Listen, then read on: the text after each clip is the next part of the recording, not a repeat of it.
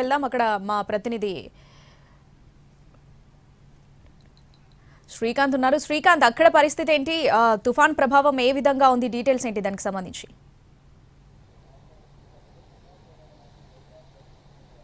రాత్రి మొందా తుఫాన్ అనేది తీరం దాటడంతో వెళ్లే సమయంలో అయితే పూర్తి స్థాయిలో మచిలీపట్నం వ్యాప్తంగా కూడా చెట్లన్నీ కూడా కూలిపోయిన పరిస్థితి కూడా ఉంది. విద్యుత్ స్తంభాలు కూడా చాలా ప్రాంతాల్లో కూడా అవన్నీ కూడా నేల కొరిగిన నేపథ్యంలో మనం విజువల్స్లో కూడా చూడొచ్చు. మచిలీపట్నం ప్రధాన ప్రాంతాల్లో కూడా చెట్లన్నీ కూడా విరిగి పడిపోయిన పరిస్థితి కూడా ఉంది. ఇదే విధంగా అటు మంగనపూడి బీచ్కు వెళ్లే మార్గంలో, అదేవిధంగా చిలకలపూడికి వెళ్లే మార్గంలో కూడా ప్రధానమైనటువంటి రహదారులన్నీ కూడా చెట్లు, భారీ వృక్షాలన్నీ కూడా కూలిపోయిన పరిస్థితి కూడా ఉంది. అదేవిధంగా మచిలీపట్నంలోని ప్రధాన రోడ్లలో కూడా కొన్ని చోట్ల విద్యుత్ స్తంభాలు కూడా విరిగిపోయిన పరిస్థితి కూడా ఉంది. ఈ నేపథ్యంలో రాత్రి నుంచే ఎక్కడికక్కడ ఈ ఈదురుగాలుల తాకిడి, ఎందుకంటే తుఫాను తీరం దాటే సమయంలో ఈదురుగాలుల తాకిడి అనేది 100 కిలోమీటర్ల వేగంతో కూడా వీచిన పరిస్థితి అయితే మచిలీపట్నంలో కనపడింది. ఆ సమయంలో మొత్తం ఆ భారీ వృక్షాలను కూలిపోవటం, వెంటనే దానికి సంబంధించి సమాచారం కూడా వెంటనే అటు ఎన్డీఆర్ఎఫ్ బృందాలకి, పోలీస్ బృందాలకు కూడా వెళ్ళడంతో వాళ్ళందరూ కూడా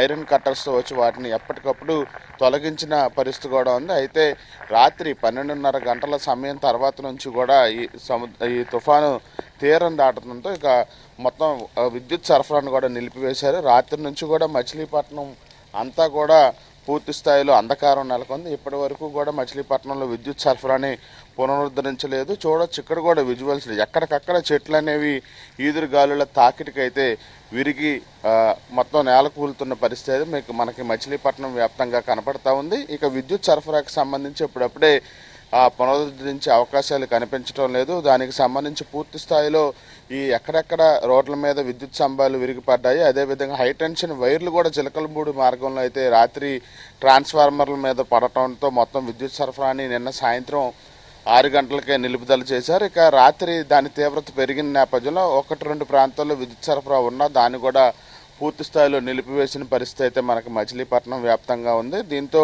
రెస్క్యూ ఆపరేషన్స్ అయితే ఉదయం నుంచి ప్రారంభమవుతున్నాయి. ఈ విద్యుత్ సరఫరాని తిరిగి పునరుద్ధరించడానికి సంబంధించిన అన్ని ఏర్పాట్లు కూడా అటు విద్యుత్ శాఖ అధికారులు, ఇక రోడ్ల మీద విరిగిపడినటువంటి భారీ వృక్షాలను తొలగించడం మీద ఎన్డీఆర్ఎఫ్ బృందాలు కూడా మా సహాయక చర్యలు కూడా చేపట్టినట్టుగైతే మనకి తెలుస్తూ ఉంది. వీటన్నిటిని పూర్తి చేయడానికి సంబంధించి సమయం పట్టే అవకాశాలు ఉండటంతోనే మచిలీపట్నం వ్యాప్తంగా అయితే ప్రస్తుతం విద్యుత్ సరఫరా నిలిపివేసిన పరిస్థితి కూడా ఉంది. ఇక దుకాణాలు నిన్నటి నుంచే మూతపడ్డాయి. నిన్న సాయంత్రం 6 గంటల నుంచి తెరిచిన 1-2 దుకాణాలను కూడా అధికారులు మూయించిన నేపథ్యంలో ప్రస్తుతం మచిలీపట్నంలో ఒక అనధికారిక కర్ఫ్యూ వాతావరణం అయితే నెలకొంది. రాత్రి తుఫాను తీరం దాటే సమయంలో వర్షం కురిసినప్పటికీ ప్రస్తుతం వర్షం కూడా తెరిపిన నేపథ్యంలో సహాయక చర్యలను ముమ్మరం చేయడానికి అధికారులు కూడా ప్రస్తుతం ఆ చర్యలను కూడా చేపట్టినట్టుగా మనకి తెలుస్తూ ఉంది. ఇక పంట నష్టం అయితే పెద్ద ఎత్తున జరిగినట్టుగా అధికారులు భావిస్తున్నారు. వరి పంటలు ఈదురుగాలుల తాకిడికి మొత్తం కూడా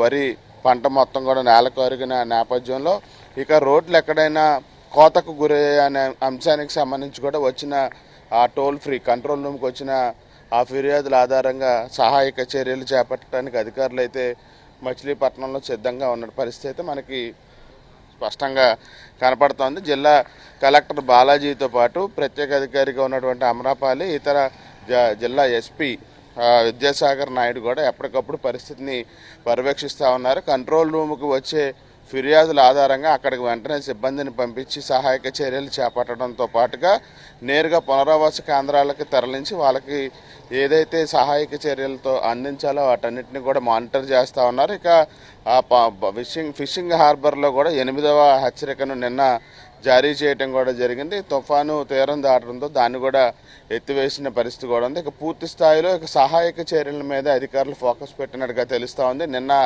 రాత్రి తుఫాన్ అనేది తీరం దాటినప్పటికి కూడా దాని ప్రభావం ఇవాళ అంతా కూడా ఉంటుంది కాబట్టి ఇవాళ కూడా వర్షాలు కురిసే అవకాశాలు, అతి భారీ వర్షాలు కురిసే అవకాశాలు ఉన్నట్టుగా కూడా వాతావరణ శాఖ చెప్తున్న నేపథ్యంలో ఇవాళ కూడా ఇళ్ల నుంచి బయటికి రాకుండా అత్యవసర ఏమైనా పనులుంటేనే బయటికి రావాలని కూడా అధికారులు చెప్తా ఉన్నారు. లేకపోతే ఇళ్ళకే పరిమితం కావాలి అని కూడా ఇప్పటికే అధికారులు ఆదేశాలు జారీ చేస్తున్నారు. ఎందుకంటే విద్యుత్ సరఫరాకు సంబంధించి పూర్తి స్థాయిలో నిలిపివేయడంతో అందరూ ఇబ్బందులు పడుతున్నప్పటికీ కూడా ఈ హైటెన్షన్ వైర్లు ఎక్కడ తెగిపడ్డాయి అనే దానికి సంబంధించి వాటిని రీస్టోర్ చేయడానికి కొంత సమయం పడుతుంది కాబట్టి ఇన్కన్వీనియన్స్ ఉన్నా కూడా కొంత ప్రజలు సహకరించాలి. పూర్తి స్థాయిలో తుఫాను తీరం దాటింది కాబట్టి ఇక సహాయక చర్యలను ముమ్మరం చేయడం ద్వారా పూర్తి స్థాయిలో విద్యుత్ సరఫరాను కూడా వెంటనే మేము అందుబాటులోకి తీసుకొస్తామని కూడా చెప్తా ఉన్నారు. విద్యుత్ స్తంభాలను కూడా పూర్తి స్థాయిలో విరిగిపోతే కనుక వాటి స్థానంలో వేరే వాటిని ఆల్టర్నేటివ్గా ఏర్పాటు చేయడానికి కూడా అన్ని చర్యలు కూడా మచిలీపట్నం వ్యాప్తంగా కృష్ణా జిల్లాలో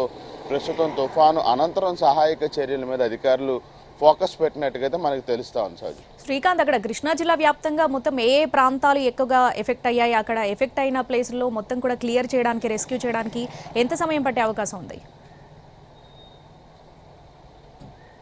అంటే ఖచ్చితంగా కూడా కృష్ణా జిల్లాను మనం ఒకసారి పరిశీలిస్తే ప్రధానంగా ఎఫెక్టెడ్ ఏరియాగా మనం ఉన్నటువంటి మచిలీపట్నం ప్రాంతాన్ని తీసుకోవాలి. అదేవిధంగా ఆ తర్వాత అవినిగడ్డ ప్రాంతం, ఈ రెండు ప్రాంతాలు కూడా ఎక్కువగా ఎఫెక్ట్ అయిన పరిస్థితి కూడా ఉంది. ఎందుకంటే నిన్న రాత్రి ఈ తుఫాను తీరం దాటే సమయంలో దాని ప్రభావం అంతా ఎక్కువగా కృష్ణా జిల్లా మీద స్పష్టంగా కూడా కనపడిన పరిస్థితి కూడా ఉంది. ఆ సమయంలోనే మనకి పామరు చల్లపల్లి ప్రధాన రహదారిలో మొత్తం మువ్వ గ్రామంలో మొత్తం ఆ ప్రధాన రహదారి అంతా చెట్లన్నీ కూడా కూలిన పరిస్థితి కూడా ఉంది. దీంతోపాటు విజయవాడ గుడివాడ ప్రధాన రహదారిలో పెదపారిపూడి దగ్గర రోడ్డుకు అడ్డంగా కూడా భారీ వృక్షాలు కూలిపోయిన పరిస్థితి కూడా ఉంది. దీంతో వాటన్నిటినీ ప్రత్యేక టీములను ఏర్పాటు చేసి రాత్రి నుంచే ఆ భారీ కూలిన వృక్షాలను తొలగించే పనులు కూడా చేపట్టారు. ఇక కైకులూరులో రాత్రంతా భారీ వర్షం కురిసింది.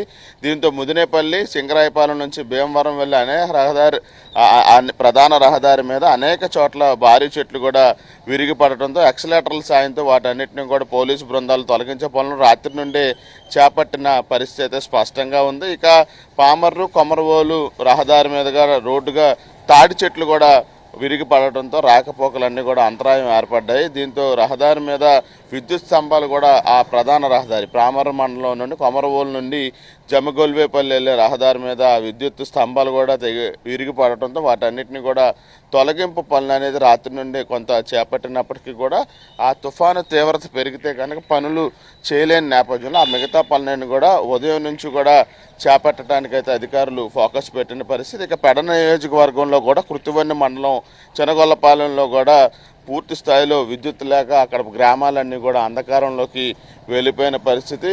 ఇక తుఫాను తీవ్రత కారణంగా ఇప్పటికే ఈ అధికారులు మొత్తం ప్రభుత్వ పాఠశాలలు, ప్రైవేట్ పాఠశాలలు మొత్తం విద్యాసంస్థలన్నిటికీ 31వ తారీఖు వరకు కూడా సెలవు ప్రకటించిన పరిస్థితి. ఇక కైకులూరులో జిల్లా ఇన్ఛార్జ్ మంత్రిగా ఉన్నటువంటి నాదెండ్ల మనోహర్ కూడా అక్కడ జరుగుతున్నటువంటి సహాయక చర్యలన్నింటినీ కూడా పర్యవేక్షించిన పరిస్థితి. అంధకారంలో ఈ సముద్ర తీర ప్రాంతాలు అవినిగడ్డలో ఉన్నటువంటి మోపిదేవి, నాగాయలంక మండలాల్లో విద్యుత్ సరఫరా పూర్తిగా నిలిపివేశారు. అక్కడ గ్రామాలు అన్నీ కూడా ప్రస్తుతం అంధకారంలో ఉన్న పరిస్థితి కూడా ఉంది. విద్యుత్ సరఫరాని పునరుద్ధరించడానికి మరింత సమయం పట్టే అవకాశాలు ఉన్నట్టుగా మనకు తెలుస్తూ ఉన్నాయి. ఇక కృష్ణా జిల్లా పామర్లోని మవ్వ మండలం నిలుమోలు గ్రామంలో కూడా కొన్ని పునరావాస కేంద్రాలన్నింటినీ కూడా జిల్లా అధికారులు పర్యవేక్షించారు. ఇక పంట నష్టానికి సంబంధించి కూడా పెద్ద ఎత్తున అవినిగడ్డ నియోజకవర్గంలో కోడూరు, నాగాయలంక, మోపిదేవి, చల్లపల్లి, అవినిగడ్డ, ఘంటసాల మండలాల్లో వరి పంట మొత్తం నేలకొరిగిన పరిస్థితి. వాణిజ్య పంటలు కూడా పూర్తిగా ఈ అకాల వర్షం కారణంగా అయితే జలమయమైన పరిస్థితి కూడా ఉంది. ఇదే గ్రామాల్లో భారీ వృక్షాలు కూడా విరిగిపడిన పరిస్థితి. ఇక మోపిదేవి మండలంలో అరటి, బొప్పాయి చెట్లు కూడా విరిగి పడిపోయినటువంటి దారుణ పరిస్థితి అయితే మనకి జిల్లా వ్యాప్తంగా ఈ మొందా తుఫాన్ ఎఫెక్ట్ అనేది మనకి కృష్ణా జిల్లా మీద స్పష్టంగా పడిన పరిస్థితి. అటు వాణిజ్య పంటలు, ఇటు వరి పంట కూడా పూర్తిగా నేల కొరిగిన పరిస్థితి. ఇక పెడన నియోజకవర్గం బంటుమిల్లి, కుర్తివెండి మండలాల్లో కూడా పెద్ద ఎత్తున చెట్లు నేల కొరవడంతో పాటు అక్కడ కూడా వరి పంట కూడా మొత్తం నేల కొరిగిన పరిస్థితి. మొత్తం జిల్లా వ్యాప్తంగా ఉన్నటువంటి 7 నియోజకవర్గాలు, కృష్ణా జిల్లాలోని 7 నియోజకవర్గాల్లో కూడా స్పష్టంగా తుఫాన్ ఎఫెక్ట్ అనేది పడినట్టుగా మనకు తెలుస్తూ ఉంది. సహాయక చర్యలు, రెస్క్యూ ఆపరేషన్స్ మీదే ప్రస్తుతం అధికార యంత్రాంగం ఫోకస్ పెట్టింది. ఇవాళ సాయంత్రం వరకు తుఫాను ప్రభావం ఉంటుంది కాబట్టి ఈలోపుగానే విద్యుత్ సరఫరాను పునరుద్ధరించి ఎవరైతే బాధితులు ప్రజలు ఉన్నారో వాళ్ళకి సహాయక చర్యలు అందించడం మీద అధికార యంత్రాంగం ఫోకస్ పెట్టినట్టయితే మనం చెప్పుకోవచ్చు. Right Srikanth, thanks for the